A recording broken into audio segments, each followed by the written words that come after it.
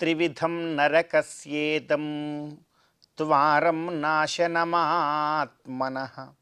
కామక్రోధస్తథా లోపః తస్మాదేతత్రయం త్యజేత్.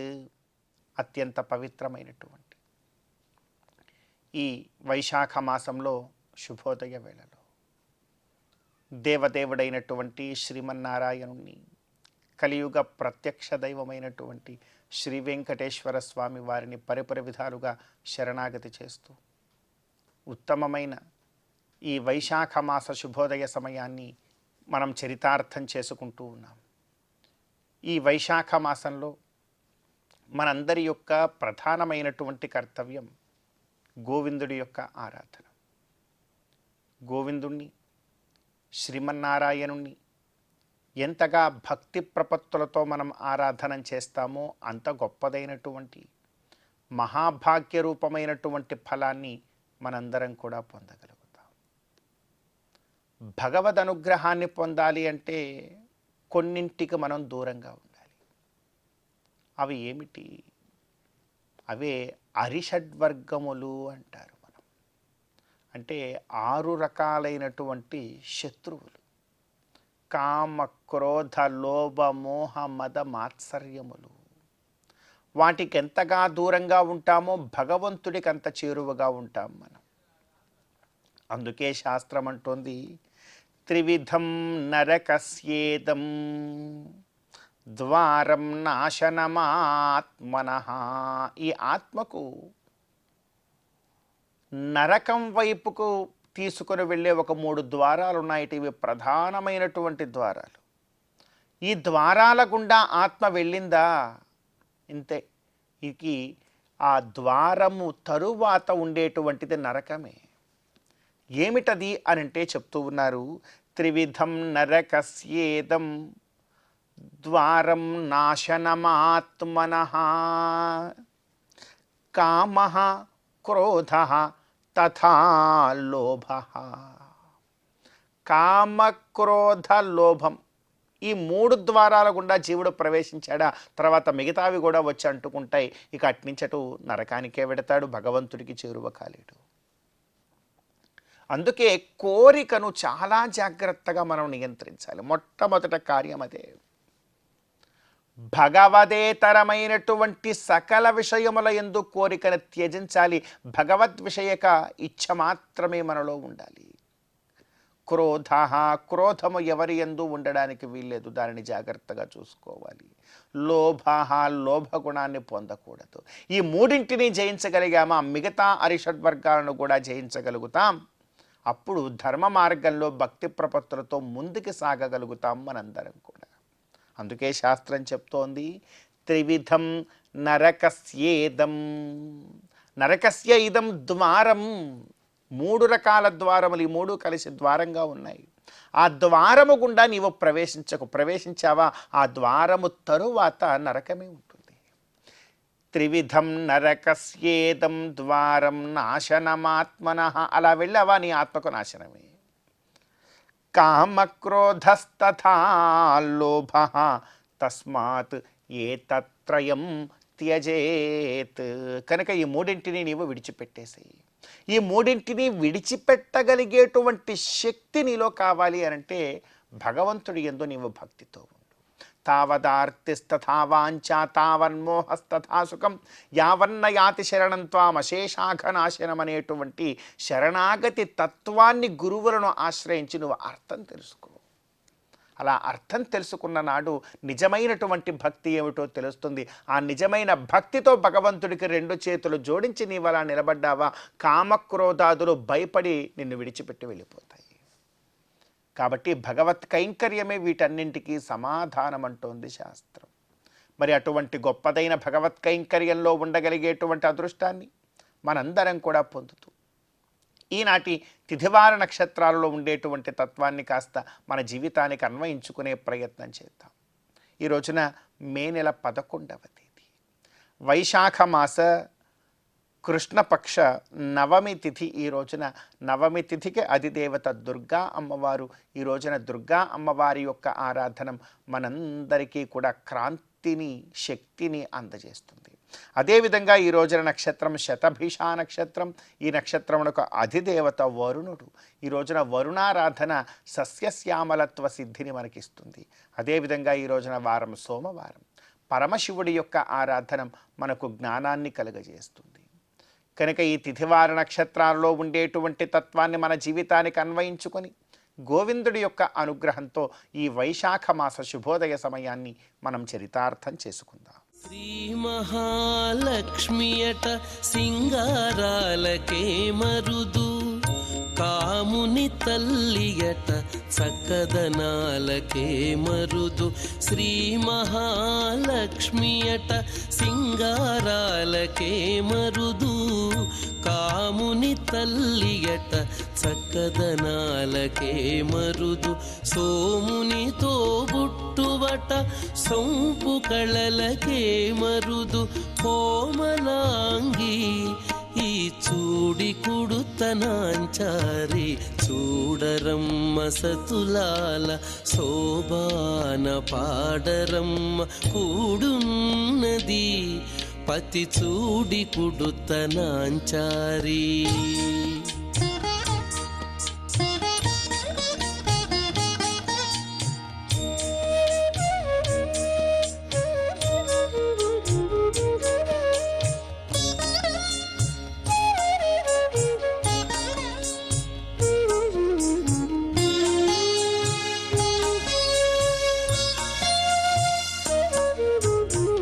కలశాబ్ది కూతురట గంభీరాలకే మరుదు, కలపలోకమాతయట దయమరియే మరుదు. కలశాబ్ది కూతురట గంభీరాలకే మరుదు, తలపలోకమాతయట దయమరియే మరుదు. జలజ నివాసినియట చల్లదనమే మరుదు. జలజ నివాసినియట చల్లదనమే మరుదు. కొలది మీరా ఈ చూడి కుడుతనాంచారి, జలజ నివాసినియట చల్లదనమే మరుదు. కొలది మీరా ఈ చూడి కుడుతనాంచారి, చూడరమ్మ సతులాల శోభాన పాడరమ్మ కూడున్నది, పతి చూడి కుడుతనాంచారి.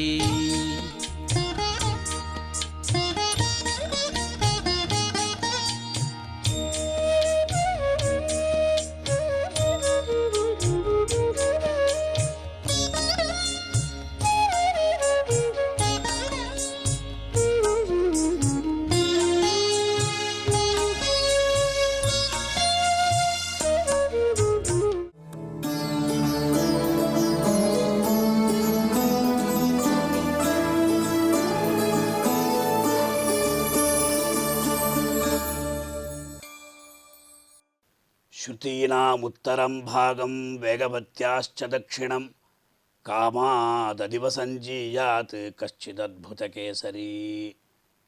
ప్రియ భాగవతోత్తములారా, ఈ శుభోదయం వేళ శ్రీవారి వైభవం అనే కార్యక్రమంలో మనం ఈనాడు శ్రీయప్పతి అయినటువంటి శ్రీమన్నారాయణుడు స్వీకరించినటువంటి అవతారాలలో 4వ అవతారమైన నృసింహ స్వామి అవతార వైభవ విశేషాన్ని తెలుసుకునే ప్రయత్నం చేద్దాం.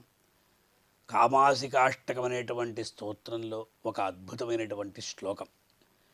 వికస్వర నఖస్వరు క్షతహిరణ్యవక్షస్థలి నిరర్గల వినిర్గలత్ రుధిర సింధు సంధ్యాయితా అవంతు మదనాసికామనుజ పంచవక్త్రస్య మాం అహం ప్రథమికామిత ప్రకటితాహవా బాహవః.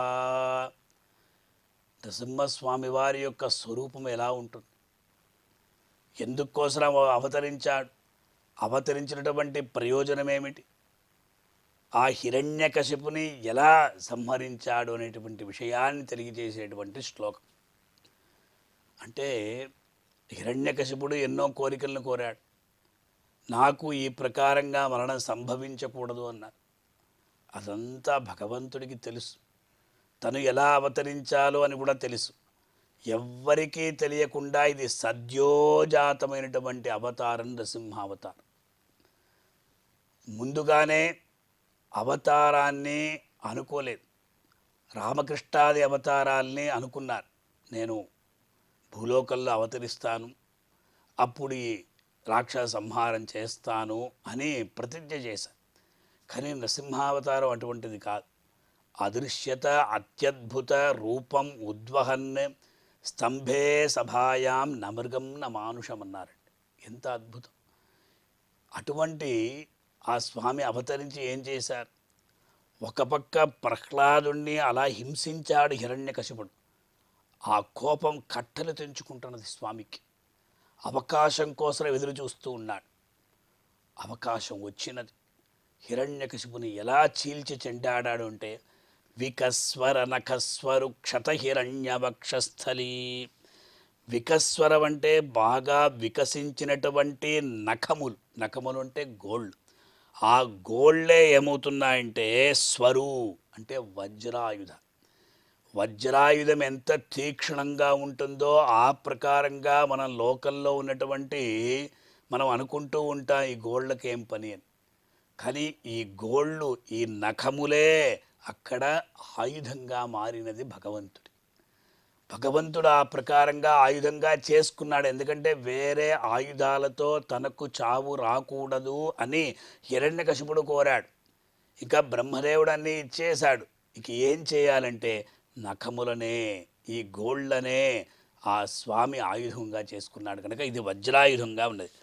అటువంటి క్షత బద్దలు చేయబడినటువంటి ఆ వికస్వర నఖస్వరు క్షత హిరణ్య వక్షస్థలి. హిరణ్యకశిపుని యొక్క ఆ వక్షస్థలం ఏది, వక్షస్థలం నుండి నిరర్గళ వినిర్గలత్ రుధిర సింధు సంధ్యాయితా.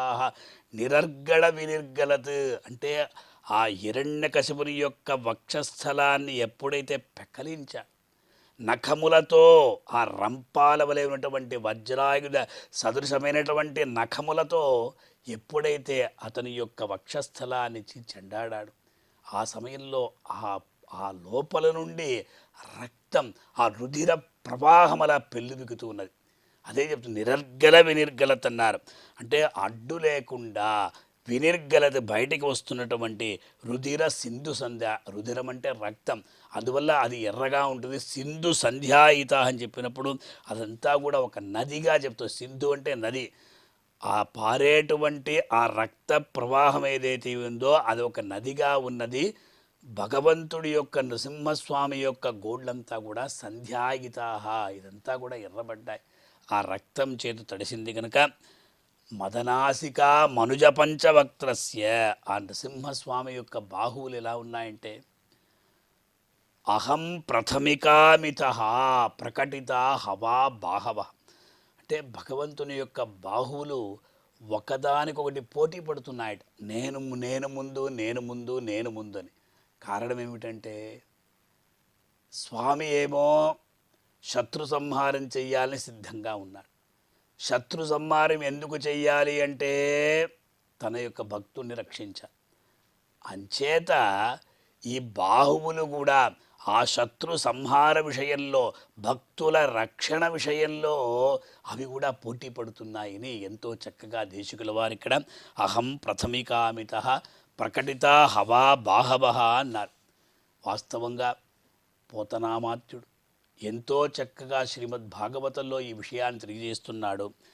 చించున్ హృత్కమలంబు శోణితము వర్షించున్ ధరామండలిం త్రెంచుం కర్కశ నాడికావళులు భేదించున్ మహావక్షముంద్రుంచున్ మాంసము సూక్ష్మఖండములుగా దుష్టాసురన్ వ్రచ్చి దర్పించుం బ్రేవులు కంఠమాలికలు కల్పించున్ నఖోద్భాసి అయి.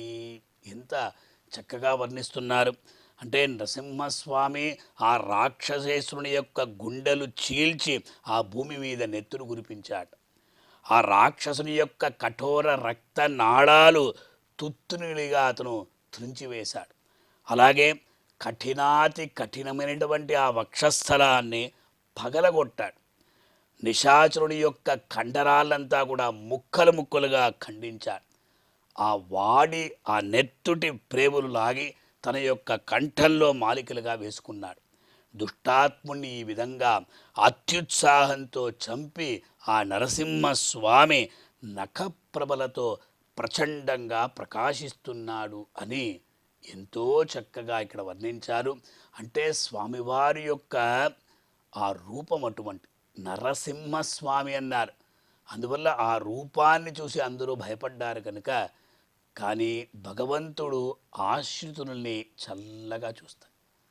అదే శత్రువుల్ని మాత్రము ఎంతో కఠోరంగా చూస్తాడు కనుక మనమందరం కూడా ఇటువంటి శ్లోకాన్ని నరసింహస్వామి వారికి సమర్పించి ఆ దేవదేవుడు మనకు తిరుమలలో వేంచేసి ఉన్నాడు. ఆ స్వామిని మనం దర్శించుకుంటూ ఆ దేవదేవుని యొక్క దివ్యమైనటువంటి అనుగ్రహాన్ని పొంది తరిద్దాం. ఓం నమో వెంకటేశాయ. అమరవందితయట అట్టే మహిమయే మరుదు, అమృతము చుట్టమట ఆనందాలకే మరుదు. అమరవందితయట అట్టే మహిమయే మరుదు, అమృతము చుట్టమట ఆనందాలకే మరుదు. తమితో శ్రీ వెంకటేశు తానే వచ్చి పెండ్లాడే, తమితో శ్రీ వెంకటేశు తానే వచ్చి పెండ్లాడే. కొమెర వయస్సు ఈ చూడి కుడుతనాంచారి, చూడరమ్మ సతులాల శోభాన పాడరమ్మ కూడున్నది. పతి చూడి కుడుతనాంచారి, చూడరమ్మ సతులాల శోభాన పాడరమ్మ కూడున్నది. కూడున్నది పతి చూడి కుడుతనాంచారి. శోభాని శోభాని శోభాని శోభాని శోభాని శోభాని.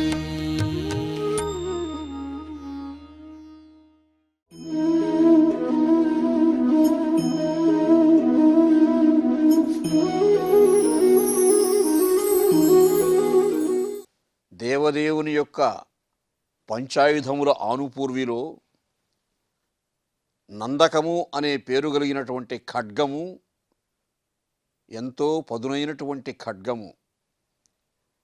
ఆ పదను ఎలా ఉంటుంది అంటే, రక్షోసురాణం కఠినోగ్ర కంఠఛేదక్షరక్షోణిత దిగ్ధధారం తం నందకం నమహరే ప్రదీప్తం ఖడ్గం సదాహం శరణం ప్రపద్యే. ఆ స్తోత్రంలో, ఈ స్తోత్ర శ్లోకంలో ఉన్నటువంటి శబ్దధార ఏదైతే ఉన్నదో, ఆ ధార ఈ నందకము ఖడ్గం యొక్క పదును ధార ఎలా ఉంటుందో, రక్షస్సురాణం రక్షోసుర రక్ష అసురాణం కఠినోగ్ర కంఠఛేదక్షరక్షోణిత దిగ్ధధారం. పరమాత్మ ఆ ఖడ్గాయుధాన్ని ప్రయోగించాడంటే, ఆ నందకాన్ని ప్రయోగించాడంటే, రాక్షసుల యొక్క కంఠములు తెగిపడి ఆ రక్తసిక్తమై ఆ రక్తం ప్రవహిస్తూ ఉంటుంది ఆ ఖడ్గం పైన. ప్రతతోర్ధ్వాదర భాగపీఠయుగళి భాస్వత్ సరుస్తంభ సంస్థితి దీండ్రించడి జాళువా మొసలివా దీప్తార్చిగా కజ్జలాన్విత ధూమాసిత రేఖ పై ఎరుగుగా విజ్ఞాన దీపాంకురాకృతిన్ అందంబగు నందకంబు అఘలతా శ్రేణిచ్ఛిదం చేయుతన్.